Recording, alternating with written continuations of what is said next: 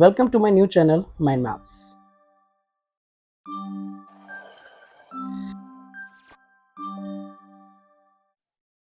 आज हम बहुत ही इंटरेस्टिंग टॉपिक को डिस्कस करने वाले हैं जो है जेंडर, कास्ट एंड रिलीजन। लेकिन ये डिस्कशन कुछ नॉर्मल नहीं है और ये डिस्कशन सिर्फ और सिर्फ टॉपर्स के लिए है। द रीजन इज ये पूरा का पूरा यहाँ पे जो चैप्टर हम डिस्कस करेंगे सिर्फ और सिर्फ आंसर राइटिंग के पर्सपेक्टिव से है। मोस्ट ऑफ द टाइम आपके पास काफी ज्यादा नॉलेज होती है, आपने चैप्टर को पढ़ रखा होता है अपने स्कूल्स में, यूट्यूब पे बहुत सारी वीडियोस अवेलेबल हैं, आप इस चैप्टर को पढ़ते हो, पर सबसे ज्यादा आपको प्रॉब्लम आती है कि कैसे उसको आंसर राइटिंग करें। तो आज हम इस चैप्टर के थ्रू, माइंड मैप्स के थ्रू पूरा का पूरा चैप्टर को रिवाइज करेंगे। ऑब्जेक्टिव ये है कि कम से कम टाइम में हमारा पूरा का चैप्टर रिवाइज हो और साथ ही साथ हमारे पास आंसर राइटिंग के लिए कंटेंट हो और लॉन्ग आंसर के लिए हमारे पास कीवर्ड्स हो जिसको लिख के हम पूरे मार्क्स को गेन कर पाएंगे। तो ऑब्जेक्टिव यही है कि ज्यादा से ज्यादा मार्क्स कम टाइम में कैसे स्कोर करना है। नाउ आपके एग्जामिनेशंस आने वाले हैं और ये माइंड मैप्स आपको काफी ज्यादा टाइम सेवर होंगे रिवाइज करने में।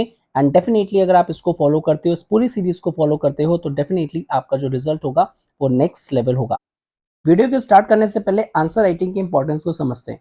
आपने कितना भी पढ़ा हो, लेकिन आपके और आपके एग्जामिनर के बीच में जो आपकी कॉपीज को इवैल्यूएट करेगा सिर्फ एक ही चीज है, वो है आपकी आंसर राइटिंग। तो आंसर राइटिंग जितना इफेक्टिव होगा, इफिशिएंट होगा, उतना ही अच्छे आपके मार्क्स आने के चांसेस हो जाते हैं। तो ये है सीबीएसई की वेबसाइट जहां पे जाके आप मॉडल आंसर्स जो कि टॉपर्स हैं उनकी आंसर शीट्स को यहाँ पे डाउनलोड कर सकते हैं। अब ये उस बच्चे की डाउनलोडेड कॉपी है जो मैंने अभी आपको यहाँ पे वेबसाइट दिखाई थी। तो 2023 में जो लॉन्ग आंसर आया था वो आया था नेशनलिज्म इन इंडिया से, और ये फर्स्ट क्वेश्चन था लॉन्ग का, जिसमें प्लांटेशन वर्कर्स और स्वराज से रिलेटेड क्वेश्चन था। अब इस बच्चे ने सबसे पहले इंट्रोडक्शन में ये बताया कि ये जो प्लांटेशन मूवमेंट था या फिर जो वर्कर्स का मूवमेंट था ये नॉन कॉपरेशन के टाइम की बात है। तो एक इंट्रोडक्शन हो गया। फिर वर्कर्स की क्या डिमांड थी, क्या ऑब्जेक्टिव था उनको, तो वो सारी चीजें मेंशन थी। कौन से एरिया में कंसर्न था, तो वो सारी चीजें मेंशन करी हैं। कौन सा मेन इंपॉर्टेंट एक्ट था, that is inland immigration act, वो चीजें मेंशन करी हैं। और क्या स्वराज का मतलब था प्लांटेशन वर्कर्स के लिए, बिकॉज उन्होंने अपने आप को इंटरप्रेट किया था। तो बच्चे ये सारी चीजें ना आपने पढ़ तो बहुत रखी है, लेकिन मेन प्रॉब्लम आपको आती है जब आंसर लिखना हो। आपको पता नहीं है कि कौन कौन से पॉइंट्स आपको पहले लिखने हैं, कौन से बाद में लिखने हैं, कौन से एक्सक्लूड करने हैं और कौन से इंक्लूड करने हैं और कौन कौन से कीवर्ड्स को मेंशन करना है। तो आपके और आपके जो कोई भी टॉपर्स है उसके बीच में इतना ही डिफरेंस है आंसर राइटिंग का, क्योंकि कंटेंट आपने भी वही पढ़ा है और उसने भी वही पढ़ा है, लेकिन अच्छे से जो रिप्रेजेंट कर पाएगा अपने आंसर को उसी को मार्क्स ज्यादा मिलते हैं। तो हमने जो ये जो सीरीज स्टार्ट की है माइंड मैप की, आपके सिर्फ और सिर्फ इसी टाइप के जो आंसर राइटिंग से रिलेटेड यहाँ पे जो आपके मार्क्स डिडक्ट होते हैं उनको इंक्रीज करने के लिए और एरर फ्री आंसर को लिखने के लिए सीरीज को यहाँ पे बनाया है। इसमें जल्दी से जल्दी हम कम से कम टाइम में पूरे के पूरे टॉपिक्स को रिवाइज करेंगे, एट द सेम टाइम सारे इंपॉर्टेंट पॉइंट्स को कवर करेंगे और साथ ही साथ आपको कीवर्ड्स प्रोवाइड करवाए जाएंगे कि कैसे आप अच्छे से आंसर लिख सकते हैं। So let's get started with our main topic जो है जेंडर, कास्ट एंड रिलीजन का इंट्रोडक्शन, और साथ ही साथ यहाँ पे हम जेंडर और पॉलिटिक्स के बारे में भी समझेंगे। तो सबसे पहले स्टार्ट होता है यहाँ पे फर्स्ट पॉइंट जो है सोशल डाइवर्सिटी और डेमोक्रेसी से अलाइंड है। अब आपने पढ़ा है बच्चे, जो डेमोक्रेसी है वो सोशल डाइवर्सिटी के सपोर्टिव में है, मतलब जो डिफरेंट डिफरेंट सेक्शंस हैं वो डेमोक्रेसी में काफी अच्छी तरीके से यहाँ पे एडजस्ट कर सकते हैं। तो इसीलिए यहाँ पे फर्स्ट पॉइंट में 2 पॉइंट्स आ जाएंगे, कंपेटेबिलिटी विद द डेमोक्रेसी, क्योंकि different different peoples democratic principles के थ्रू रह सकते हैं एक ही सोसाइटी में। अगर हम पॉलिटिकल एक्सप्रेशन की बात करेंगे तो सोशल डाइवर्सिटी का मतलब है यहाँ पे कि डेमोक्रेसी जो है वो सपोर्ट करता है सोशल डिफरेंसेस को। अब क्वेश्चन आ रहा है कि ये सोशल डिफरेंसेस में कौन कौन सी चीजें आ जाएंगी। तो सोसाइटी में जो सोशल डिफरेंसेस है वो मेनली 3 कैटेगरीज के बेस में होता है, कास्ट के बेसिस पे होगा, रिलीजन के बेसिस पे, जेंडर के बेसिस में। तो ये आपका सेकंड पॉइंट हो जाएगा। नेक्स्ट इज, अगर हम जेंडर और पॉलिटिक्स की बात करते हैं तो जेंडर डिवाइड की अगर हम बात करें कि what do you mean by the gender divisions, तो सोसाइटी में जो हायरार्किकल डिविजन्स हैं यहाँ पे सर उनके बारे में हम बात कर रहे हैं।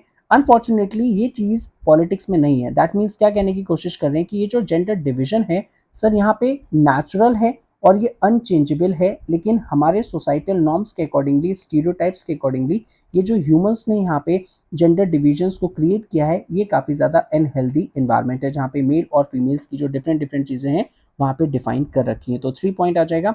अब 4 पॉइंट की यहाँ पे बात करते हैं, that is public versus private divisions. तो इसमें यहाँ पे डिफरेंट डिफरेंट पॉइंट्स हैं, तो ये इंडिविजुअली भी क्वेश्चन हो सकता है या फिर लॉन्ग का भी एक पार्ट हो सकता है। तो सबसे पहले आप मेंशन करेंगे कि जेंडर रोल और डिविजन्स ऑफ द लेबर में, कि सोसाइटी में ये बिलीफ है जो विमेन्स है उनका रोल अलग है, यहाँ पे वो घर का काम करेंगी, यहाँ पे चाइल्ड को रियर करेंगी और साथ ही साथ यहाँ पे इसको एक और वर्ड में डिफाइन कर दिया गया है, सेक्सुअल डिवीजन ऑफ लेबर, कि जितने भी घर के काम है वो विमेंस करेंगे और बाहर के काम जो है वो यहाँ पे मेन करेंगे। तो जितने भी डोमेस्टिक टास्क है वो सिर्फ विमेंस करेंगी। मेन का वर्क ये है कि वो आउटसाइड में काम करेंगे जाके यहाँ पे, और सिंपली घर का जो काम है उसका ये बोलेंगे कि वो विमेन का मेन प्रायोरिटी है। अगर कोई भी पेड टास्क होता है, वही काम जो विमेंस घर पे कर रहे हैं, फॉर एग्जांपल कुकिंग हो गया, टेलरिंग हो गया या फिर कुछ और चीज हो गई, तो मेन काफी ज्यादा इन्वॉल्व हैं कंपेरेटिवली टू दी फीमेल। तो ये सारी चीजें आप सेक्सुअल डिवीजन ऑफ लेबर या फिर पब्लिक या प्राइवेट डिविजन्स के अंडर में यहाँ पे मेंशन करेंगे। अब जो बच्चे फिफ्थ पॉइंट है विमेंस एंगेजमेंट इन वर्क का, कि अगर हम रूरल एरियाज की बात करें, अर्बन एरियाज की बात करें और हम डुअल रोल्स की बात करें यहाँ पे, तो सर रूरल एरिया की बात करें तो विमेंस जो है वो अलग अलग काम करती हैं, जो रूरल विमेंस जो रूरल एरिया से रिलेटेड है, फॉर एग्जाम्पल वाटर को फेच करना, फ्यूल वुड को कलेक्ट करना, कुछ और एग्रीकल्चर में हेल्प करना। अर्बन एरियाज में काम है, जो पुअर विमेंस है वो डोमेस्टिक हेल्पर्स की तरह काम करती हैं, और जो मिडिल क्लास विमेन है वो ऑफिस में काम करती हैं जाके। और इरिस्पेक्टिव ऑफ एनीथिंग, कि अगर विमेन यहाँ पे बाहर काम कर भी रही हैं तो उनको घर पे आके वही चीज़ों को परफॉर्म करना है जो बोला जाता है कि भाई वो उनका सोशल बिलीफ यानी स्टीरियोटाइप जो सोसाइटी ने क्रिएट कर रखा है। अब बच्चे हम बात करेंगे कि कॉन्सिक्वेंसेस क्या होता है सोशल डिवीजन का, तो दो चीजें हो जाएंगी। एक तो पब्लिक के रोल जो है वो लिमिटेड हो जाएगा, और हिस्टोरिकल कॉन्टेक्स्ट की बात करेंगे। तो इन दो पॉइंट्स को आप डिफाइन करेंगे कि जो लिमिटेड पब्लिक रोल है, कि जो विमेंस का पार्टिसिपेशन है वो पब्लिक और पॉलिटिक्स में काफी ज्यादा लिमिटेड है, रिस्ट्रिक्टेड है बच्चे यहाँ पे। हिस्टोरिकली यही बोला जाता है कि जितना भी बाहर का काम होगा, पब्लिक अफेयर्स, वोटिंग या फिर ऑफिस को रन करना, यहाँ पे किसका काम है सर, ये सिर्फ और सिर्फ मेल का काम है यहाँ पे। तो बच्चे विद दिस हमने जल्दी से क्विकली रिवाइज कर लिया हमारे जेंडर, कास्ट एंड रिलीजन। अगर ये पॉइंट्स आपको याद हैं, आई गारंटीड कि आप बहुत अच्छा आंसर लिख सकते हो। So please make sure either आप इसका एक स्क्रीनशॉट लेके रख लो, और नहीं तो आप इसको अपने नोट्स में इनकॉर्पोरेट कर लो। इस पूरे टॉपिक को रिवाइज करने में आपको 2 से 3 मिनट से ज्यादा नहीं लगेगा। ट्रस्ट मी, अगर ऐसे ही आप सारी चीजों को करते जाओगे तो आपका एक टाइम ये आ जाएगा कि 15 टू 20 मिनट्स में पूरा का पूरा टॉपिक, पूरा का पूरा चैप्टर आपको रिवाइज हो जाएगा। चलते अपने नेक्स्ट टॉपिक की तरफ, जो है फेमिनिस्ट मूवमेंट। तो यहाँ पे 4 पॉइंट्स मैक्सिमम बन सकते हैं, कहीं ना कहीं ये 5 मार्कर में भी आ सकता है, लेकिन आपको 4 पॉइंट्स यहाँ से मिल जाएंगे, तो 3 मार्कर का क्वेश्चन आपका इजी टैकल हो जाएगा। तो जरा चलते हैं। सबसे पहले आपने डिफाइन कर दिया कि फेमिनिस्ट मूवमेंट क्या होता है, यानी जो फेमिनिस्ट पर्सन है वो क्या है, तो कोई भी मेल या फीमेल हो सकता है जो इक्वल राइट्स और अपॉर्चुनिटीज की बात करता है for men and womens, that means equality की बात करता है। अब क्वेश्चन आ रहा है कि सर ये जो इवोल्यूशन होता है जेंडर इक्वालिटी का कहाँ से आया, तो यहाँ पे जो पॉलिटिकल कंसर्न है कि जेंडर इक्वालिटी जो है एक पॉलिटिकल इशू है यहाँ पे, और वो सोसाइटी में रिकॉग्नाइज करनी चाहिए यहाँ पे, इसीलिए ये सारी चीजें आ रही हैं। वर्ल्ड वाइड भी प्रोटेस्ट होते हैं कि जो विमेन्स हैं वो अपने आप को ऑर्गेनाइज कर रही हैं कि उनके भी सेम राइट्स होंगे जैसे यहाँ पे मेल काउंटर पार्ट्स के होते हैं। अब क्वेश्चन आ रहा है कि इनके पास क्या की एगिटेशंस और क्या क्या इन्होंने एफर्ट्स किए हैं। तो सबसे पहले वोटिंग राइट्स की डिमांड कर रहे हैं, और ये चाह रहे हैं कि पॉलिटिकल और लीगल स्टेटस जो है इनका सेम हो कंपेयर टू दी मेंस, और साथ ही साथ एजुकेशन और कैरियर अपॉर्चुनिटीज की भी ये लोग डिमांड कर रहे हैं कि सेम अपॉर्चुनिटीज मिलनी चाहिए कंपेरेटिवली टू दी मेन, तो ये लोग भी आगे बढ़ पाएंगे, दैट इज विमेंस भी आगे बढ़ पाएंगी। अब इन्हीं में से कुछ रेडिकल मूवमेंट्स आ जाते हैं जो ये चाहते हैं कि सर जो पर्सनल और फैमिली लाइफ है दोनों में ही इक्वालिटी होनी चाहिए। फॉर एग्जाम्पल चाइल्ड की caring and rearing, although nature ने यहाँ पे रिप्रोड्यूस करने का जो यहाँ पे टास्क है वो फीमेल को दिया है, लेकिन चाइल्ड रियरिंग और केयरिंग का टास्क नहीं दिया है, दैट मीन्स ये सोसाइटी ने क्रिएट किया है। तो इस टाइप से भी यहाँ पे इक्वालिटी की डिमांड चल रही है कि भाई पर्सनल और यहाँ पे फैमिली लाइफ दोनों में ही होना चाहिए। तो फोकस एरिया क्या है इनका, personal life as well as the family dynamics. तो ये 4 पॉइंट्स अगर आपने लिख दिए फेमिनिस्ट मूवमेंट में तो डेफिनेटली आपको फुल मार्क्स मिलेंगे। तो अगेन ऑब्जेक्टिव ये है कि जल्दी से जल्दी कैसे आपको रिवाइज करवाना है पूरे टॉपिक का, पूरे चैप्टर का, और कैसे आप आंसर राइटिंग्स को अच्छे से कर सकते हैं। अब नेक्स्ट टॉपिक की तरफ चलते हैं, यहाँ पे political expression of gender divisions and the political mobilisations. तो जरा देख लेते हैं बच्चे यहाँ पे। सर अगर हम विमेंस की एम्प्लॉयमेंट की कंडीशंस की बात करें तो आज के टाइम पे जो विमेंस हैं वो as a scientist, doctors, engineers यानी हाई इक्लोनियन यानी एडमिनिस्ट्रेटिव पोस्ट में भी काफी ज्यादा देखने को मिलते हैं। हिस्टोरिकली यहाँ पे ये जितनी भी जॉब्स हैं तो ये बोला जाता था सोसाइटी में कि ये जो जॉब्स हैं सिर्फ मेन के लिए ही रिजर्व्ड है। तो आज के टाइम पे देखा जा रहा है कि विमेंस जो हैं वो अपने फेमिनिस्ट मूवमेंट या वेरियस अदर चीजों की वजह से यहाँ पे सर वो इक्वल आ रही हैं कंपेयर टू दी मेन, और अच्छे से यहाँ पे जॉब्स को एक्वायर कर रही हैं। पब्लिक पार्टिसिपेशन की बात करते हैं तो बच्चे जरा देख लेते हैं कि कौन सी कंट्रीज में ये जो साइंटिस्ट, डॉक्टर्स, इंजीनियर्स काफी ज्यादा विमेंस हैं और कौन से में नहीं है। तो हम हाई पार्टिसिपेशन और लो पार्टिसिपेशन में इस पॉइंट्स को 2 पार्ट्स में डिवाइड कर देंगे। तो सबसे पहले हाई पार्टिसिपेशन जो है वो स्कैंडिनेवियन कंट्रीज में स्वीडन, नॉर्वे, फिनलैंड का आप मेंशन कर देंगे। लो पार्टिसिपेशन जो है वो इंडिया का एग्जाम्पल देके आप बता देंगे कि भाई इंडिया के एग्जाम्पल्स में थोड़ा सा और इलाबोरेट कर देंगे यहाँ पे डिपेंडिंग अपॉन द क्वेश्चन कि इंडिया की इंडिपेंडेंस के बाद इतना ज़्यादा टाइम हो चुका है लेकिन अभी भी जेंडर गैप काफ़ी ज़्यादा रहता है। और ये जो रीज़न है यानी जो जेंडर गैप सोसाइटी में एग्जिस्ट करता है ये किसकी वजह से यहाँ पे है, ये है हमारी पैट्रियार्कल सोसाइटी।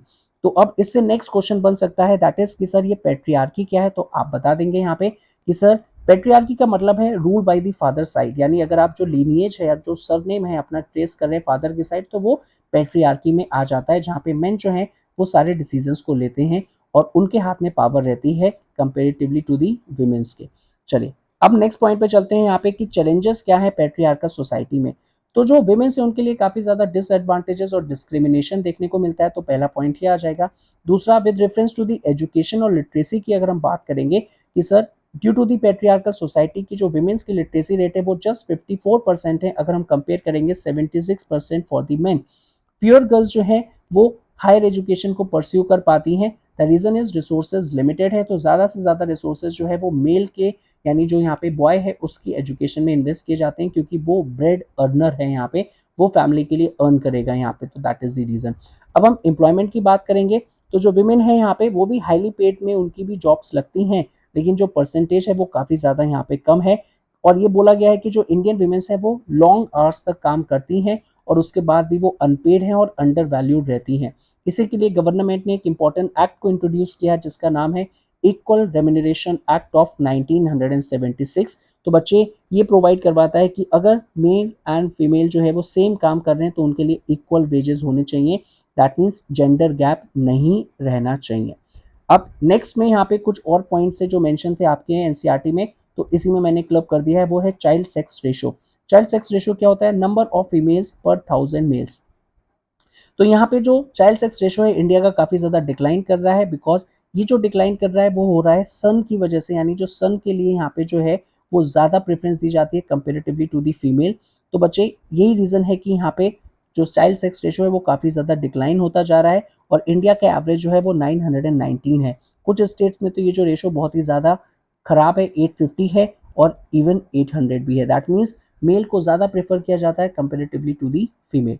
नेक्स्ट पॉइंट यहाँ पे आ जाएगा कि विमेंस के साथ साथ काफी ज्यादा और इश्यूज भी देखने को मिलते हैं, उनको हेरेसमेंट, एक्सप्लॉयटेशन, वायलेंस देखने को मिलता है। और अगर हम अर्बन सेफ्टी की बात करें तो जो इन्वायरमेंट है काफी ज्यादा अनसेफ है और उनके साथ डोमेस्टिक वायलेंस होती है जिसकी वजह से वो बीटिंग, हैरेसमेंट और अदर फॉर्म्स ऑफ वायलेंस यहाँ पे आ जाता है। तो बच्चे ये जो मेन टॉपिक है ये हमने पढ़ा political expression of gender divisions and the political mobilisations में। तो यहाँ पे 6 पॉइंट्स हैं, अगर आपने ये कर लिया तो डेफिनेटली यहाँ से कोई भी आंसर आता है और क्वेश्चन आता है तो आप इजीली आंसर लिख पाएंगे। नेक्स्ट जो है बच्चे विमेन्स पॉलिटिकल रिप्रेजेंटेशंस, यहाँ पे ये जितनी भी प्रॉब्लम्स हैं इसका सॉल्यूशन क्या है तो जरा देख लेते हैं। यहाँ पे विमेन्स की जो पॉलिटिकल रिप्रेजेंटेशन का ये जो टॉपिक है ये बोला गया है कि सर यहाँ पे काफ़ी ज़्यादा रिक्वायरमेंट है कि जो विमेन्स की प्रॉब्लम्स एग्जिस्ट कर रही हैं वो इसीलिए यहाँ पे कर रही हैं क्योंकि उनके पास प्रॉपर तरीके से पॉलिटिकल सर पावर नहीं है। तो जो फेमिनिस्ट का पर्सपेक्टिव है बच्चे वो ये बोला जा रहा है कि फेमिनिस्ट ये आर्ग्यू करते हैं कि जब तक विमेन्स के पास एक्चुअल में पॉलिटिकल पावर नहीं होंगी तब तक उनकी कंडीशंस यहाँ पे चेंज नहीं हो सकती।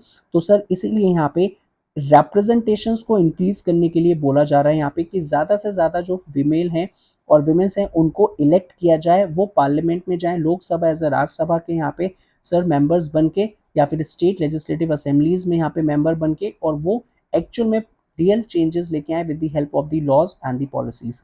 तो बच्चे ये चीज़ बोली जा रही है। तो ज़रा देख लेते हैं कि सर आज के टाइम पे क्या करंट स्टेटस है रिप्रेजेंटेशन का फीमेल से रिलेटेड। तो लेजिस्लेचर की अगर हम बात करें तो लोकसभा जो कि अभी तक का हाईएस्ट है यहाँ पे 2019 में सर 14.36 विमेन्स हैं लोकसभा 2019 में, और इससे पहले वाले टाइम में तो और ज़्यादा विमेन्स कम थी। अब 543 करेंटली सीट है लोकसभा में, तो आप यहाँ पे कंपेयर कर सकते हो कि 14.36% कितना लेस हुआ। इवन स्टेट असेंबलीज की बात करेंगे तो यहाँ पे काफ़ी ज़्यादा वर्स देखने को मिलता है, जस्ट 5% विमेन्स जो हैं वो स्टेट असेंबलीज में यहाँ पे इलेक्ट की जाती हैं। कंपेरेटिवली अगर हम देखें तो इंडिया जो है वो सर एक lower bottom group countries like Africa और लैटिन अमेरिका कंट्रीज जैसे आता है कंपेयर टू दी अगर हम विमेन्स के पॉलिटिकल रिप्रेजेंटेशन की बात करें। इसका मतलब ये भी है कि जो गवर्नमेंट है आज के टाइम पे वो एक मेल डोमिनेटेड है जो कि पेट्रियार्कल सोसाइटी से काफ़ी ज़्यादा यहाँ पे अटैच्ड है। तो कैबिनेट जो है सिंपली मेल्स हैं। विमेन्स हाई पोजीशन में अगर हम देखेंगे चीफ मिनिस्टर, प्राइम मिनिस्टर, तो बहुत ही एग्जेम्पशन है ये बिल्कुल भी नॉर्म नहीं है। तो बच्चे ये जो टॉपिक है बहुत ही इंपॉर्टेंट है यहाँ पे। अगर आपने 7 टॉपिक्स इसको कर लिए तो डेफिनेटली बहुत ज़्यादा आपको हेल्प मिलने वाली है विमेंस पॉलिटिकल रिप्रेजेंटेशन से रिलेटेड। अब हमने प्रॉब्लम पढ़ ली, अब ज़रा सॉल्यूशंस की बात करते हैं। तो सर हमें लीगल रिक्वायरमेंट चाहिए सो दैट जो विमेंस है वो इलेक्टेड बॉडीज में आ पाएंगी। तो जैसे पंचायती राज सिस्टम में आपने फेडरलिज्म में पढ़ा था कि जो 33% जो सीट्स हैं वो विमेंस के लिए रिजर्व हैं, यहाँ पे सेम टाइप्स के रिजर्वेशन की यहाँ पे जो डिमांड है वो करी जा रही है। अगर पंचायती राज इन इंडिया का एग्जाम्पल आप मेंशन करते हो तो पहला पॉइंट तो आप ये मेंशन कर दोगे कि 1/3 सीट जो है वो रिजर्व है विमेंस के लिए इन लोकल गवर्नमेंट बॉडीज और पंचायत एंड म्यूनिसिपैलिटीज। अब बचे 10 लाख इलेक्टेड विमेन रिप्रेजेंटेटिव्स, इसके रिजल्ट से यहाँ पे इलेक्ट हो चुकी हैं। और जो विमेंस ऑर्गेनाइजेशंस हैं, जो एक्टिविस्ट हैं, इसी को एग्जाम्पल साइट करके बोल रही हैं कि सिमिलर टाइप ऑफ रिजर्वेशन जो है वो लोकसभा में और स्टेट असेंबलीज में भी होना चाहिए। तो बच्चे ये सॉल्यूशन यहाँ पे आप बता दोगे। नेक्स्ट है gender divisions and political impact की अगर हम बात करेंगे, उससे पहले जरा यहाँ पे 6 वाला पॉइंट देख लेते हैं कि सॉल्यूशन तो हमने देख लिया कि ज्यादा से ज्यादा विमेंस को यहाँ पे इंक्रीज करना है रिप्रेजेंटेशन, और वो एक मेथड ये है कि रिजर्वेशन प्रोवाइड करवाया जाए। लेकिन बच्चे जब इस रिजर्वेशन से रिलेटेड सिमिलर बिल आया कि हम लोकसभा में या फिर पार्लियामेंट में विमेंस के लिए और स्टेट्स में इतनी ही सीट्स जो है वो रिजर्व करके रखेंगे, तो ये जो बिल है वो पास नहीं हो पाया और काफी ज्यादा यहाँ पे ओवर अ डिकेड से पेंडिंग है। मीन्स कोई भी अभी क्लैरिटी नहीं है। अब क्वेश्चन आता है कि इस बिल का यहाँ पे क्या रीजन है डिले का यहाँ पे। तो भाई जो पॉलिटिकल पार्टीज है उनके बीच में कंसेंसस नहीं है, या फिर अगर हम ये कह सकते हैं कि जो मेल डोमिनेटेड सोसाइटी है वो ये नहीं चाहती कि जो फीमेल है वो उनके इक्वालिटी में आके खड़े हों और उनके साथ यहाँ पे डिस्कशन डिबेट करें यहाँ पे। तो वो अगेन पैट्रियार्कल माइंडसेट को शोकेस करती हैं। बच्चे 7 पॉइंट आ जाएगा यहाँ पे gender divisions and political impact. इसका इम्पैक्ट क्या है बच्चे यहाँ पे, importance of addressing social divisions की। जो सोसाइटी में यहाँ पे डिवीजन है तो इसकी वजह से हो क्या रहा है बच्चे यहाँ पे कि भाई सोसाइटी में जो भी डिविजन्स है तो डेफिनेटली उसका एक ही सॉल्यूशन है यहाँ पे कि कहीं ना कहीं हमको एड्रेस करना पड़ेगा ये सारी चीजें कि सोशल डिवीजन पॉलिटिक्स में जो है वो काफी ज्यादा है। बेनिफिट्स क्या है फॉर द डिसएडवांटेजेस ग्रुप्स बच्चे, disadvantages groups gain when social divisions are addressed in the politics. लेकिन जैसे मैंने आपको फर्स्ट टॉपिक में बताया था, ये जो सोशल डिविजन्स हैं पॉलिटिक्स में इनको एंटरटेन नहीं किया जाता है यहाँ पे। तो बच्चे अगर हम अचीवमेंट्स की बात करेंगे यहाँ पे, could women have achieve their gains without highlighting unequal treatment in the politics, तो ये पॉसिबल नहीं है। अब ये जो टॉपिक है ना ये वाला, इसको आप छोड़ के 6 टॉपिक जो मैंने अभी आपको मेन पढ़ाए हैं सर, ये सारी चीजें विमेंस पॉलिटिकल रिप्रेजेंटेशन में आप यहाँ पे बता सकते हैं और अपने आंसर्स को यहाँ पे अच्छे से लिख सकते हैं। तो जितनी भी इंपॉर्टेंट टॉपिक्स थे ऑलरेडी मैंने यहाँ पे कवर कर दिए with reference to the womens political representations. अब बच्चे बात करते हैं यहाँ पे रिलीजन, कम्युनलिज्म एंड पॉलिटिक्स से। तो बच्चे सोशल डिविजन्स अभी हमने जेंडर के बेसिस पे देखा था, अब हम रिलीजन के बेसिस पे जरा देखते हैं यहाँ पे। तो इंडिया जो है वो डाइवर्स पॉपुलेशन कंट्रीज है जहाँ पे डिफरेंट डिफरेंट रिलीजियस पॉपुलेशन रहते हैं, हिंदू, मुस्लिम, सिख, जैन, क्रिश्चियन, पारसीज। तो there is no need to mention. साथ ही साथ आपके एनसीईआरटी में यहाँ पे ना नॉर्दर्न आइलैंड के बारे में यहाँ पे मेंशन कर रखा है बच्चे यहाँ पे कि अगर एक सेम रिलीजन कंट्री है यहाँ पे लेकिन वहां पे भी उनके रिलीजन की प्रैक्टिसेस में काफी डिफरेंस होते हैं। तो सर सोशल डिवीजन रिलीजन के बेसिस पे होते हैं, या तो आपके डिफरेंट डिफरेंट रिलीजन होंगे और नहीं होगा तो with in the same religion different different यहाँ पे प्रैक्टिसेस के बेसिस पे डिवीजन तो होगा ही होगा। अब बच्चे रिलीजन और पॉलिटिक्स के बीच में जरा देख लेते हैं, ये इंडिविजुअली यहाँ पे 3 मार्कर का क्वेश्चन बन जाता है। तो गांधी जी की जो स्टेटमेंट है कि भाई जो रिलीजन है सर वो यहाँ पे कभी भी पॉलिटिक्स से सेपरेट नहीं हो सकता, इसका मतलब क्या है जरा समझिए यहाँ पे बच्चे कि रिलीजन जो है वो यूनिवर्सल है यहाँ पे, और हर एक रिलीजन में कुछ यहाँ पे मॉरल वैल्यूज होती हैं जो यहाँ पे सिंपली बताती हैं यूनिटी के बारे में, इक्वालिटी के बारे में यहाँ पे, और वो किसी स्पेसिफिक फेज से रिलेट नहीं होती हैं बच्चे यहाँ पे। तो बच्चे गांधी जी की स्टेटमेंट है कि जो पॉलिटिक्स है should be guided by those ethical values from the religions. Because Gandhi ji ये बोलते हैं यहाँ पे कि रिलीजन को पॉलिटिक्स से सेपरेट नहीं कर सकते, तो उसका मतलब यहाँ पे निकल के आता है। अगर हम ह्यूमन राइट्स का पर्सपेक्टिव की बात करते हैं बच्चे, तो ये जो रिलीजियस माइनॉरिटीज है ना यहाँ पे, तो ये काफी ज्यादा विक्टिम्स बनती है। रिलीजियस माइनॉरिटीज कौन है, किसी भी कंट्री में कुछ रिलीजन होंगे जिनके नंबर्स ज्यादा होंगे यहाँ में, यानी पीपल्स जो है वो परसेंटेज वाइज ज्यादा होंगे तो वो मेजोरिटी में आ जाएंगे, और जो पीपल्स किसी रिलीजन के कम होंगे तो वो माइनॉरिटीज में आ जाएंगे। तो ह्यूमन राइट्स पर्सपेक्टिव ये है कि जो रिलीजियस माइनॉरिटीज हैं उनको काफी ज्यादा विक्टिम बनना पड़ता है कम्युनल वायलेंस का, जहाँ पे एक रिलीजन अपने आप को सुपीरियर कंसिडर करने की कोशिश करता है। जब ऐसा होगा तो वो यहाँ पे गवर्नमेंट से प्रोटेक्शन की डिमांड करते हैं कि भाई आपके यहाँ पे जो रिलीजियस माइनॉरिटीज हैं आपको उनको प्रोटेक्ट करके रखना है बच्चे यहाँ पे, ठीक है। अगर हम विमेंस मूवमेंट की बात करें बच्चे यहाँ पे, तो सर यहाँ पे फैमिली लॉज जो हैं वो ऑल रिलीजन्स के डिस्क्रिमिनेट करते हैं अगेंस्ट द वुमेन। तो ये पॉइंट पे आप ऊपर वाले यहाँ पे टॉपिक से रिलेट कर सकते हैं। और साथ ही साथ बच्चे यहाँ पे वो एडवोकेट करते हैं कि सर इक्विटेबल चेंजेस होने चाहिए, यानी फैमिली लॉस में यहाँ पे। चलिए नेक्स्ट चलते हैं बच्चे यहाँ पे, religion and the politics interventions. तो भाई रिलीजियस और पॉलिटिक्स में कैसा इंटरेक्शन होगा, तो सबसे पहले पॉजिटिव इम्पैक्ट देखते हैं बच्चे। जो रिलीजियस आइडियाज है ना सर, वो हमें पॉलिटिक्स में पॉजिटिवली इम्पैक्ट करते हैं अगर उनको अच्छे से यहाँ पे मैनेज किया जाए। द रीजन इज बच्चे, उनको सभी को इक्वली ट्रीट किया जाए यहाँ पे। सर ये डेंजरस कब बन जाते हैं यहाँ पे, जब रिलीजन को यहाँ पे एक नेशन की यहाँ पे एक बेसिस बनाया जाए, यानी एक रिलीजन को एक फाउंडेशन बनाया जाए किसी भी नेशन को बिल्ड करने का। फॉर एग्जाम्पल जो कि नदर्न आयरलैंड के केस में हमने यहाँ पे देखा हुआ है, जो एग्जाम्पल मेंशन है कि वहाँ पे रिलीजन के बेसिस पे नेशन का फॉर्मेशन हुआ है। तो ये चीज़ यहाँ पे गलत है, बिकॉज ऐसी कंडीशन में यहाँ पे सिर्फ एक रिलीजन को ज़्यादा इंपॉर्टेंस दी जाएगी, दूसरे रिलीजन को नहीं। नेक्स्ट चलते हैं कम्युनलिज्म की तरफ। सबसे पहले इसकी डेफिनेशन को देखते हैं यहाँ पे। जब आप रिलीजन को यूज करते हो यहाँ पे पॉलिटिक्स में अपने कम्युनल पर्पस के लिए, यहाँ पे दैट मीन्स कि रिलीजन जो है सर वो एक आपका इंडिपेंडेंट और इंडिविजुअल्स यहाँ पे एक डोमेन है, लेकिन अगर आप उसको यहाँ पे कम्युनिटी में यूज करते हो यहाँ पे, तो सर वो कम्युनलिज्म यहाँ पे हो जाएगा। अब बच्चे इसके कुछ कैरेक्टरिस्टिक्स होते हैं बच्चे। एक सोशल कम्युनिटी जो सिर्फ और सिर्फ रिलीजन के इन एंड अराउंड बेस्ड है। दूसरा यहाँ पे जो भी कम्युनलिज्म के फॉलोअर्स हैं सर, वो अपने आप को यहाँ पे सुपीरियर कंसिडर करते हैं और अपने आप को दूसरे रिलीजन से डिफरेंट कंसिडर करते हैं यहाँ पे। और एक्सट्रीम कम्युनलिज्म जो हो जाती है वो तो इस हद तक पहुंच जाती है कि वो ये बोलते हैं कि भाई हमारे इक्विवेलेंट जो रिलीजन है उनके पास इक्वल सिटीजनशिप नहीं होना चाहिए, और अगर होगा भी डिफरेंट रिलीजन तो सर वो सेपरेट नेशन बन जाएगा, क्योंकि हमारा जो रिलीजन है हम ही यहाँ पे रहेंगे और कोई उसमें नहीं रह सकता, यानी अपने आप को सुपीरियर कंसिडर करने की कोशिश करेंगे। अब अच्छा ये तो डेफिनेशन हो गई। अगर हम कम्युनलिज्म को प्रैक्टिस में इनकॉर्पोरेट करने की बात करेंगे तो कम्युनल माइंडसेट जो है वो हमेशा यहाँ पे सर पॉलिटिकल डोमिनेंस करना चाहेगा, यानी जो एक रिलीजियस ग्रुप है वो पॉलिटिकल पावर को होल्ड करना चाहेगा यहाँ पे, जिसको हम ये बोल देते हैं कि मेजॉरिटेरियन डोमिनेंस। और बच्चे ऐसे में क्या होगा कि जब वो मेजॉरिटेरियन डोमिनेंस को होल्ड कर लेगा तो वो सप्रेस करने की कोशिश करेगा माइनॉरिटीज को, जो कि हमने यहाँ पे सिन्हालास और तमिल्स के केस में हमने देखा था। अब बच्चे ये जो कम्युनलिज्म इन प्रैक्टिस में यहाँ पे पॉलिटिकल मोबिलाइजेशन कैसे होता है, तो सर रिलीजन के नाम पे डिफरेंट डिफरेंट सिंबल्स को यूज किया जाता है, लीडर्स को यूज किया जाता है, इमोशनल अपील्स की जाती है, और साथ ही साथ फियर टैक्टिक्स को यूज किया जाता है कि अगर हम लोग रिलीजन के लिए यूनाइट नहीं हुए तो हमारा रिलीजन खतरे में है, दूसरे रिलीजन हमको यहाँ पे सर प्रॉब्लम क्रिएट करेगा या फिर हमारे लिए एक नेगेटिव इम्पैक्ट क्रिएट करेगा, तो इसी के लिए हमको यूनाइट होना है बच्चे।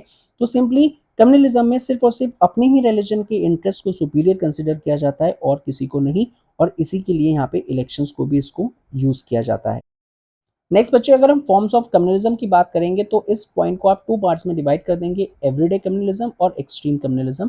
तो एवरीडे कम्युनलिज्म का मतलब है कि रिलीजियस प्रेजुडाइसेस जो आपने सुनी सुनाई बातों पे क्रिएट किया है, यहाँ पे स्टीरियोटाइप्स के बेसिस पे क्रिएट किया है यहाँ पे। और कम्युनलिज्म अगर एक्सट्रीम फॉर्म में हो जाएगा बच्चे, तो सर वो अपने ही रिलीजन को सुपीरियर कंसिडर करेगा, जिसकी वजह से कम्युनल वायलेंस और राइट्स लाइक सिचुएशन भी हो सकती है। सर हिस्टोरिकल एग्जाम्पल पे आप मेंशन कर दोगे कि पार्टीशन जो 1947 में यहाँ पे इंडिया और पाकिस्तान का पार्टीशन हुआ था, तो उसमें जो कम्युनिटीज़ के बीच में फाइट हो गई थी जिसको हम कम्युनल राइट्स बोलते हैं, यहाँ पे काफ़ी ज़्यादा वायलेंस हुआ था, स्पेशली विमेंस जो थी वो वर्स्ट सफर देखने को मिलती हैं। अब बच्चे इसको आप कंक्लूड कर दोगे डाइवर्स वॉइसेस से और नीड फॉर दी बैलेंस।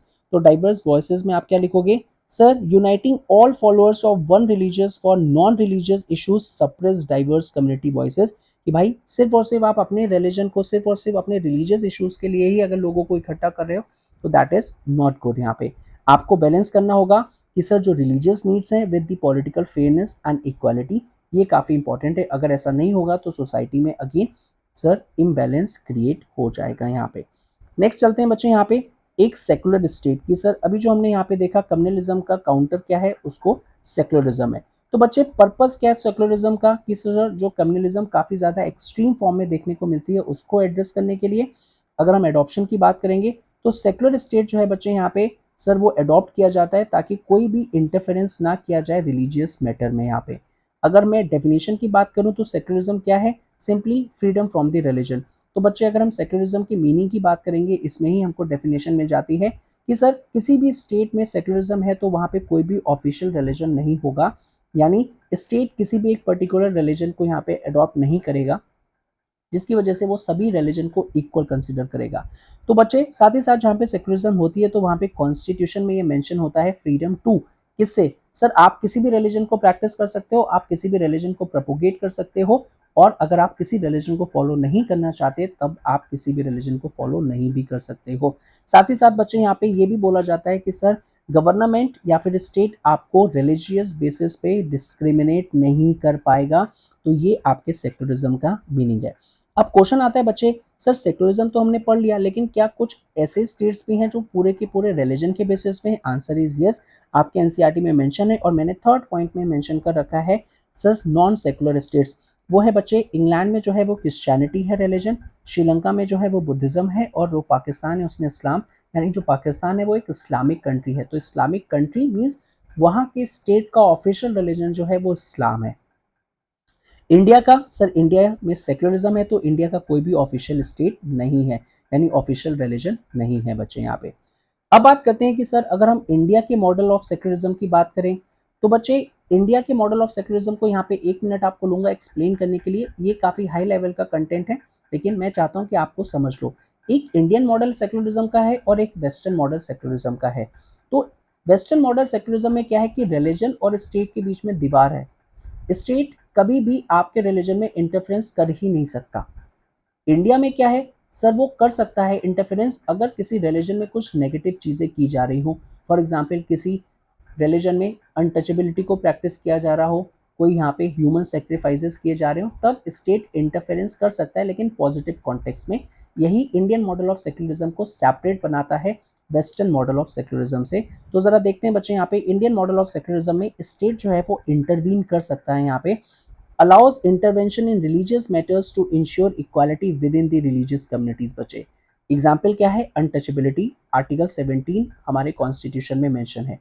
अब बच्चे, फाउंडेशन और थ्रेड्स क्या है? तो सेक्युलरिज्म की अगर हम बात करें तो हमारे कॉन्स्टिट्यूशन का ये कोर फाउंडेशन है बच्चे, यहाँ पे एक बेसिक पिलर है हमारे, जो प्रियम्बल में भी मेंशन है यहाँ पे। ठीक है। अब कम्युनलिज्म इसको थ्रेट है बच्चे यहाँ पे। ये सर यहाँ पे जो आइडिया है, यहाँ पे सर जो इंडिया का आइडिया है, जो यूनाइटेड इंडिया का आइडिया है, जो सेक्युलर इंडिया का आइडिया है, कम्युनलिज्म इसको यहाँ पे थ्रेट क्रिएट करता है बच्चे। इसीलिए यहाँ पे हमको कम्युनलिज्म से फाइट करने की जरूरत है बच्चे।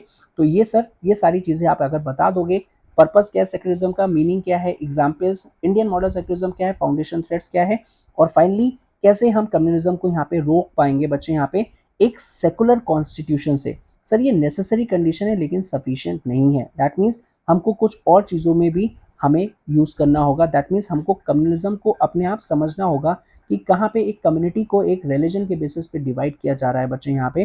तभी जो है, अगर ऐसा होता है तो हम उस पॉलिटिकल मोबिलाइजेशन का पार्ट नहीं होंगे, तब जाके हम एक्चुअल में कम्युनलिज्म को फाइट कर पाएंगे। बिकॉज सेक्युलरिज्म को सिर्फ और सिर्फ कॉन्स्टिट्यूशन में डालने का मतलब ये नहीं है कि आपकी कंट्री सेकुलर हो गई है। वहाँ के लोग जो हैं उनको समझना होगा कि आपको रिलीजन और कम्युनिटी के बेसिस पे डिवाइड नहीं होना है। अब आ जाते हैं अपने लास्ट टॉपिक पे, caste and politics. Sir, last topic इतनी जल्दी? हाँ बच्चे, यही तो इसका ऑब्जेक्टिव है पूरी की पूरी सीरीज का, माइंड मैप्स का, कि आपको आंसर राइटिंग के लिए कंटेंट मिल जाए, आपको क्विकली रिवाइज के लिए आपको एक कंटेंट मिल जाए।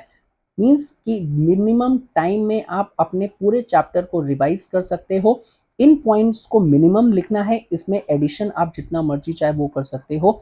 5 मार्कर के क्वेश्चन में आपको एक माइंड मैप बनाना आना चाहिए, पहले आपने एक सिंपली फ्लो चार्ट बनाना आना चाहिए। उसके लिए जो कीवर्ड्स की रिक्वायरमेंट है वो इस माइंड मैप्स में आपको मिल जाएंगे, and these are the sufficient. चलिए जी, स्टार्ट करते हैं यहाँ पे। तो कास्ट एंड पॉलिटिक्स जो है बच्चे, यहाँ पे जो फर्स्ट पॉइंट आप बताओगे वो है कास्ट इनइक्वालिटीज का। इंडिया में ये जो डिवीजन है कास्ट के बेसिस पे, ये स्पेसिफिक टू इंडिया, यानी इंडिया में देखने को मिलती है, वर्ल्ड में और कहीं देखने को नहीं मिलती है, जो कि लिंक्ड है ऑक्यूपेशनल कॉन्टिन्यूटी से। यानी पुराने टाइम से जो ऑक्यूपेशन पे चीजें चली आ रही हैं, उनके बेसिस पे जो यहाँ पे सोसाइटी डिवाइड हो गई है, उसी को डिफरेंट डिफरेंट कास्ट के नाम से आज हम लोग जानते हैं। तो कहीं ना कहीं यहाँ पे जो कास्ट इनइक्वालिटीज इंडिया में है, इनका जो यहाँ पे ट्रेस है, ओरिजिन है, वो रिचुअल सैंक्शन डिवीजन से देखने को मिलता है बच्चे यहाँ पे। कि सर जो जॉब्स है वो फैमिली की यहाँ पे जो ट्रेडिशंस के बेसिस पे डिफाइन की जाती हैं यहाँ पे, और सर उनको वैलिडेट किया जाता है बाय दी रिचुअल्स। तो बच्चे, कास्ट और कम्युनिटी का यहाँ पे जो बॉन्ड है वो कैसा होना चाहिए यहाँ पे? सर, यहाँ पे जो कास्ट है वो ये बोलता है कि सर यहाँ पे एक ही ऑक्यूपेशंस को शेयर करेंगे, एक यहाँ पे कास्ट के मेंबर्स सेम मैरिज करेंगे यहाँ पे विद इन द कास्ट, और किसी भी दूसरी कास्ट के साथ डाइन नहीं करेंगे, यानी सर इंटर कास्ट डाइनिंग नहीं करेंगे, ना ही इंटर कास्ट मैरिज करेंगे। अब बच्चे इसमें हम एक्सक्लूड और डिस्क्रिमिनेशन की बात करते हैं कि sir within the caste जो है यहाँ पे हमको कुछ आउटकास्ट ग्रुप्स देखने को मिलते हैं, for example untouchability and the discrimination, यानी विद इन द कास्ट हमको डिफरेंट डिफरेंट चीजें देखने को मिलती हैं। इसके लिए बच्चे यहाँ पे जो सोसाइटी में कुछ कास्ट के मेंबर्स को यहाँ पे एक्सक्लूड कर दिया गया है या फिर डिस्क्रिमिनेट किया जाता है, तो हमारे कुछ इंपॉर्टेंट लीडर्स हैं जो इनको यहाँ पे यूनाइट करने की बात करते हैं। For example Jyotiba Bai Phule, Gandhi ji, doctor B R Ambedkar, Periyar Swami Naicker, तो ये लोग सोशल रिफॉर्मर्स हैं जो कास्ट को यहाँ पे सर इलिमिनेट करने की बात करते हैं, कास्ट बैरियर्स को ब्रेक करने की बात करते हैं, specially for the lower cast section. Next topic है बच्चे यहाँ पे transformation in the modern India, यानी जो कास्ट है वो कैसे यहाँ पे मॉडर्न इंडिया में ट्रांसफॉर्म हुई है। तो इसके लिए 4 पॉइंट्स है, जरा समझ लेते हैं यहाँ पे। सर जैसे जैसे इकोनॉमिक और सोसाइटी में चेंजेस आते जा रहे हैं, फॉर एग्जाम्पल अर्बनाइजेशन, आजकल मोस्टली पीपल जो है वो अर्बन एरियाज में रहते हैं, तो रूरल एरियाज में काफी कम रहते हैं बच्चे यहाँ पे। और रूरल एरियाज में जो कास्ट का जो प्रेवलेंट है अभी भी ज्यादा है यहाँ पे। तो अर्बनाइजेशन में अगर हम फ्लैट में रह रहे हैं या फिर हमारे जो नेबर्स हैं या फिर अगर हम अपने ऑफिस जा रहे हैं, स्कूल जा रहे हैं, तो हमारे सर नेबर्स कौन है, हमारे फ्रेंड्स कौन है, वो ज़्यादा मैटर नहीं करता है यहाँ पे। सर वो ह्यूमन बींग्स हैं तो इक्वल है यहाँ पे। तो कास्ट के जो बैरियर्स है वो अर्बनाइजेशन की वजह से, लिटरेसी, एजुकेशन की वजह से, सर ये जो चीज़ें हैं ना वो काफ़ी ज़्यादा वीक होती जा रही हैं बच्चे यहाँ पे। तो अर्बन एरियाज़ में हमें ये फ़र्क नहीं पड़ता कि सर कौन किस कास्ट से बिलोंग करता है।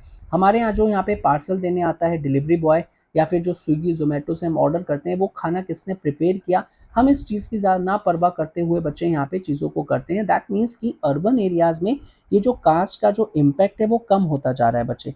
साथ ही साथ अगर हम कॉन्स्टिट्यूशनल चेंजेस की बात करें बच्चे यहाँ पे, तो कॉन्स्टिट्यूशन में क्लियरली मेंशन है कि आप किसी भी तरीके से कास्ट बेस्ड डिस्क्रिमिनेशन नहीं कर सकते यहाँ पे किसी भी पॉलिसीज को बनाने में यहाँ पे, ठीक है।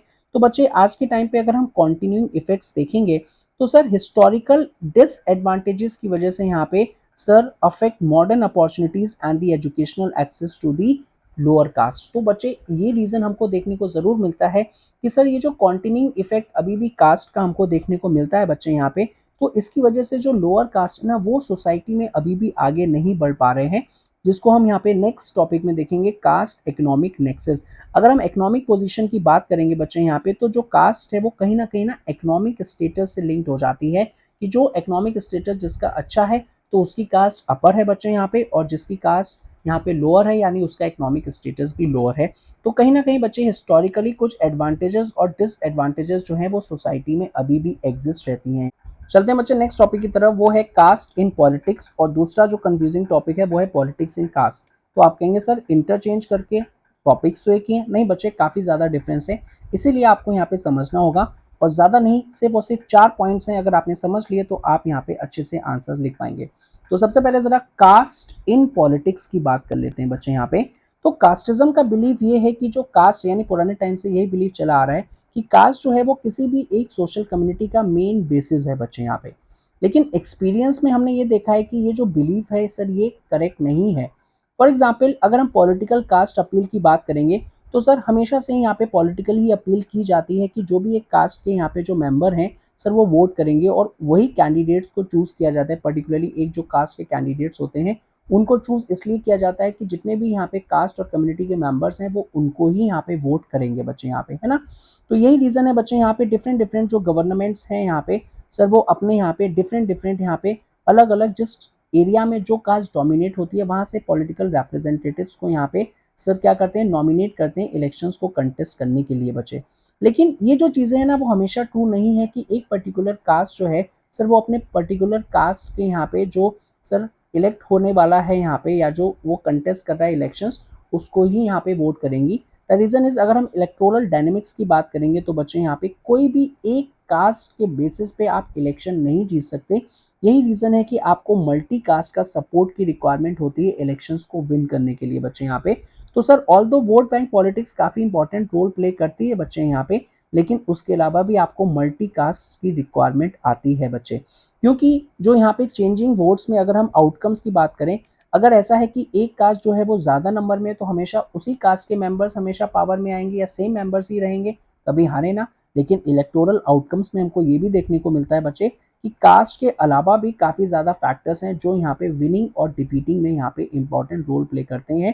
दैट मीन्स वो कौन सा हो सकता है कि अगर एक वोटर जो है वो किसी पार्टी को लॉयल है या फिर उसका इकोनॉमिक स्टेटस या फिर उसकी पॉपुलैरिटी, किसी लीडर की पॉपुलैरिटी, नॉट ओनली दिस, या फिर उसका यहाँ पे पर्सनल इंटरेस्ट। तो ज़रूरी नहीं है कि वो एक कम्युनिटी यानी जो एक कास्ट का मेंबर जो यहाँ पे इलेक्शन को कंटेस्ट कर रहा है वो पूरा करे। भाई उसका इंटरेस्ट जहाँ पे होगा वो उसको ही वोट करेगा। तो ये जो नोशन था कि भाई एक टाइम पे की जो कास्ट है वो सोल बेसिस है, तो इसको हम बिलीव नहीं करेंगे। तो यही कास्ट इन पॉलिटिक्स में यहाँ पे कि भाई कास्ट को पॉलिटिक्स में कैसे यूज किया जाता है यहाँ पे। तो ये पॉइंट्स आपको यहाँ पे देख लिया और इसकी तरीके से आप यहाँ पे आंसर्स लिख सकते हैं बच्चे यहाँ पे। तो अगर हम इसी टॉपिक को कंक्लूड करने की कोशिश करें कि भाई जो कास्ट का जो सिग्निफिकेंस है, कास्ट एक इंपॉर्टेंट फैक्टर है लेकिन ओनली फैक्टर नहीं है इलेक्शंस को जीतने के लिए यहाँ पे। तो economic status, wealth, gender, government, sir ये सारी चीजें यहाँ पे वोटिंग डिसीजंस को इम्पैक्ट करती हैं। तो यही टॉपिक आपका आ जाएगा कास्ट इन पॉलिटिक्स में कि क्या क्या चीजें यहाँ पे आपको मेंशन कर रही है कि कास्ट एक सोल क्राइटेरिया नहीं है पॉलिटिकल मोबिलाइजेशन के लिए, आपको और चीजों की भी रिक्वायरमेंट है इलेक्शंस को जीतने के लिए। नेक्स्ट और लास्ट टॉपिक की तरफ चलते हैं, that is politics and caste. यानी हम इसको ये भी बोल सकते हैं कि कास्ट के अंदर में पॉलिटिक्स। अभी हम क्या बोल रहे थे, पॉलिटिक्स के अंदर में कास्ट, और अब पॉलिटिक्स इन कास्ट यानी कास्ट के अंदर में पॉलिटिक्स। तो जरा इसको समझना है। सबसे पहले बच्चे यहाँ पे कास्ट इन्फ्लुएंस ऑन पॉलिटिक्स, अभी हमने देख लिया कि कैसे कास्ट जो है सर वो इलेक्शन के आउटकम्स में कुछ इंपॉर्टेंट रोल प्ले करता है, लेकिन that was not the only factor. और भी फैक्टर्स हैं इलेक्शन को जीतने के लिए यहाँ पे, ठीक है। अब हमारा जो है कि पॉलिटिक्स जो है यहाँ पे सर कैसे यहाँ पे कास्ट को इन्फ्लुएंस करेगा बच्चे। अभी हमने इससे ऊपर क्या देखा था कि कास्ट कैसे पॉलिटिक्स में इन्फ्लुएंस कर रहा है, अब हम देखेंगे पॉलिटिक्स कैसे कास्ट में इन्फ्लुएंस कर रहा है। तो बच्चे पॉलिटिक्स जो है सर वो कास्ट को ऐसे इन्फ्लुएंस कर रहा है क्योंकि जो पॉलिटिक्स है वो इंटीग्रेट कर देता है कास्ट के इश्यूज। फॉर एग्जाम्पल एक किसी कास्ट में अपर सेक्शन और लोअर सेक्शन जो है बहुत ज़्यादा है और उनके बीच में गैप बहुत ज़्यादा है, तो जो लोअर सेक्शन है सर वो पॉलिटिक्स की हेल्प से यहाँ पे सर मेन स्ट्रीम में आने की कोशिश करेगा। बस इसी को बोल देंगे पॉलिटिक्स इन कास्ट। तो जरा देखते हैं बच्चे किस किस तरीके से यहाँ पे फॉर्म्स ऑफ पॉलिटिकल इन्फ्लुएंस हो सकता है यहाँ पे। सर एक पर्टिकुलर कास्ट ग्रुप के एक्सपेंशन के लिए बच्चे यहाँ पे सर कि सर एक जो ग्रुप है बहुत ही ज्यादा सप्रेस है तो वो अपने ग्रुप को एक्सपेंड करने की कोशिश करेगा यहाँ पे और अपने नेबरिंग ग्रुप्स को इंक्लूड करने के लिए सर वो कोलिशंस और डायलॉग्स करेगा यहाँ पे, जो डिफरेंट डिफरेंट कास्ट ग्रुप्स का अलायंस बनाएगा सो दैट वो भी एक सोसाइटी में एक डोमिनेंट वॉइस की तरह अपनी चीज़ों को यहाँ पे रख पाए और उसको यहाँ पे पॉलिटिक्स के थ्रू बेनिफिट हो या फिर कुछ कंसेशंस मिल पाए। साथ ही साथ बच्चे यहाँ पे कुछ नई कास्ट की कैटेगरीज भी बनती हैं। फॉर एग्जाम्पल ये जो सिर्फ और सिर्फ पॉलिटिक्स की वजह से ही बैकवर्ड कम्युनिटीज और यहाँ पे फॉरवर्ड कास्ट के जो यहाँ पे पॉलिटिकल पार्टीज आई थी, for example Bahujan Samaj party या वेरियस अदर पार्टी है जो समाजवादी पार्टी है, सर ये कंप्लीटली यहाँ पे बैकवर्ड कम्युनिटीज के यहाँ पे सर उसकी पॉपुलेशन की बैकिंग है, यानी ये उन सेक्शन को रिप्रेजेंट करती है। तो बच्चे ये आ जाएगा यहाँ पे पॉलिटिक्स इन कास्ट के आने की वजह से जो लोअर सेक्शन है वो भी यहाँ पे मेन स्ट्रीम सोसाइटी में आ पाए हैं और मेन स्ट्रीम सोसाइटी में आने की वजह से उनको भी कुछ कंसेशन मिल पा रहे हैं, वो कंसेशन जो अभी तक सिर्फ और सिर्फ अपर कास्ट के मेंबर्स के पास थे बच्चे यहाँ पे। तो नेक्स्ट पॉइंट आप यहाँ लिख दोगे यहाँ पे कि जो कास्ट का रोल है वो पॉलिटिक्स में कैसा है और एक डबल एज स्वॉर्ड। तो अपने आप में ही ये क्वेश्चन है, तो जरा इसको समझ लेते हैं बच्चे यहाँ पे। सबसे पहले सर ये जो डिसएडवांटेज कम्युनिटीज हैं उनको एम्पावर करता है। फॉर एग्जाम्पल यहाँ पे मार्जिनलाइज ग्रुप्स हो गए, दलित हो गए, ओबीसीज है, तो उनको एक प्लेटफॉर्म प्रोवाइड करवाता है कि भैया आप भी आगे आके अपनी बातों को रख पाओ, यहाँ पे जो भी डिस्क्रिमिनेशन हो पा रहा है सर उसके बारे में बता पाओ, उसको एंड करने के लिए यहाँ पे अपनी पॉलिटिकल पावर को ले पाओ और साथ ही साथ जो नई अपॉर्चुनिटीज आ रही हैं उनको एनकैश करने के लिए आप यहाँ पे पॉलिटिक्स में पार्ट लीजिए। अब जो नेक्स्ट बच्चे की challenges of exclusive caste focus, अगर सिर्फ और सिर्फ यहाँ पे हम सर कास्ट में पॉलिटिक्स को घुसाते रहेंगे यहाँ पे तो सर माइट बी पॉसिबल ये जो पॉलिटिक्स है इसका यहाँ पे जो मेन अटेंशन है यहाँ पे जो ब्रॉडर यहाँ पे जो मेन इशू है यहाँ पे पॉवर्टी और करप्शन, इससे हम काफ़ी ज़्यादा दूर जाते जाएंगे बच्चे।